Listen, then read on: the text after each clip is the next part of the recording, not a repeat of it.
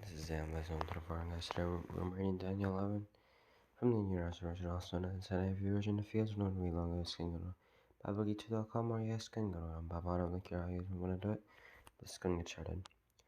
Daniel 11, New International Version, NIV version. And in the first year of Darius the Mede, I took my stand to support and protect him.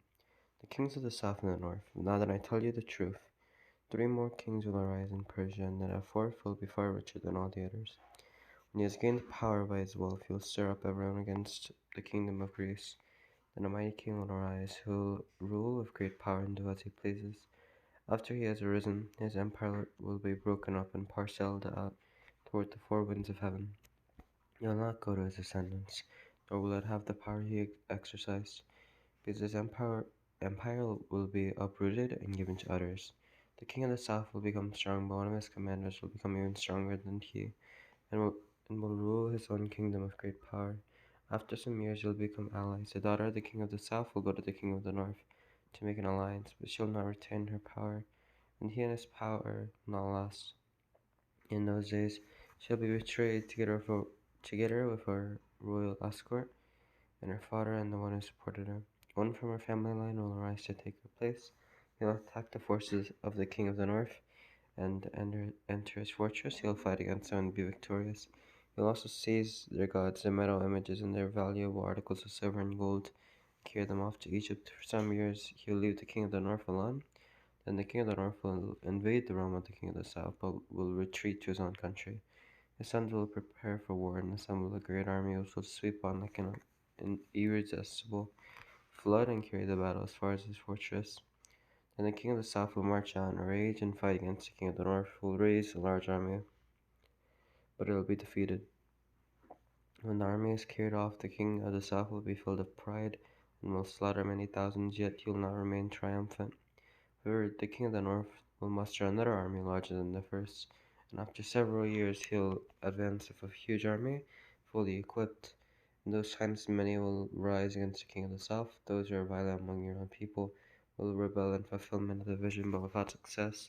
Then the king of the north will come and build up siege ramps and will capture a fortified city. The forces of the south will be powerless to resist. Even their best troops will not have the strength to stand. The invader will do as he pleases, no one will be able to stand against him. He will establish himself in the beautiful land and will have the power to destroy it.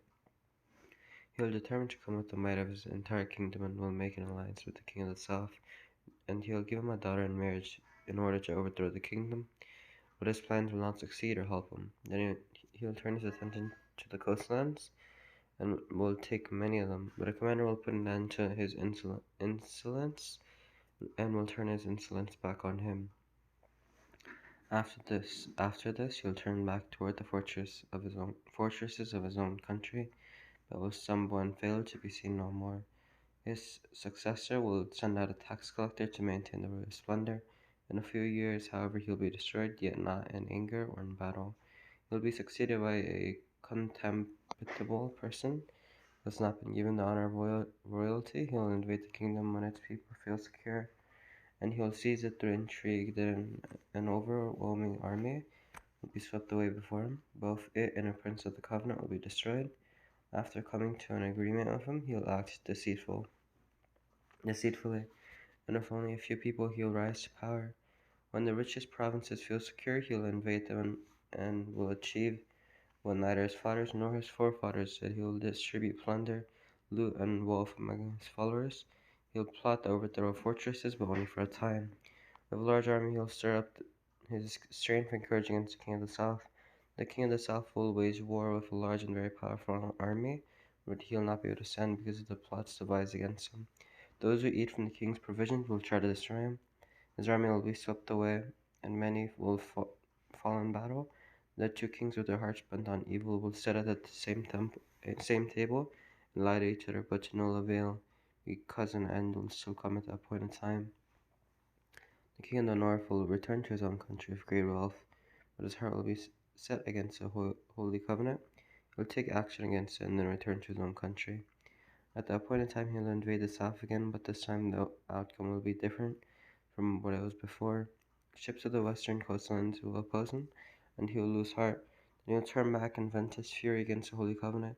He'll return and show favor to those who forsake the Holy Covenant. His armed forces will rise up to desecrate the temple fortress and will abolish the daily sacrifice. Then they'll set up the abomination that causes desolation. With flattery, he'll corrupt those who have violated the covenant, but the people who know their God will firmly resist him. Those who are wise will instruct many, though for a time they'll fall by the sword or be burned or captured or plundered. When they fall, they will receive a little help, and many who are not sincere will join them. Some of the wise will stumble so that they may be refined, purified, and made spotless until the time of the end. It will still come at that point of time. The king who exalts himself. The king will do as he pleases. He will exalt and magnify himself above every god, and will say unheard of things against the God of gods. He will be successful until the time of wrath is completed, for what has been determined must take place. He will show no regard for the gods of his ancestors or for the ones desired by women, nor will he regard any god, but will exalt himself above them all. Instead of them, he will honor a god of fortresses, a god unknown to his ancestors. He will honor of gold and silver, of precious stones and costly gifts. He will attack the mightiest fortresses with the help of a foreign god, and will greatly honor those who acknowledge him. He will make them rulers over many people, and will distribute the land at a price. At the time of the end, the king of the south will engage him in battle, and the king of the north will storm out against him, chariots and cavalry and a great fleet of ships. He will invade many countries and sweep through them like a flood. He will also invade the beautiful land. Many countries will fall, but Edom, Moab, and the leaders of Ammon will be delivered from his hand. He will extend his power over many countries. Egypt will not escape. He will gain control of the treasures of gold and silver and all the riches of Egypt, with the Libyans and Cushites in submission, but reports from the east and north will alarm him, and he will set out in a great rage to destroy and annihilate many. He will pitch his royal tents between the seas at the beautiful holy mountain. Yet he will come to his end, and no one will help him. Okay, guys, I hope you enjoyed. I know it was a bit longer than usual, but yeah, I hope that you enjoyed it, and I will see you next time. Bye.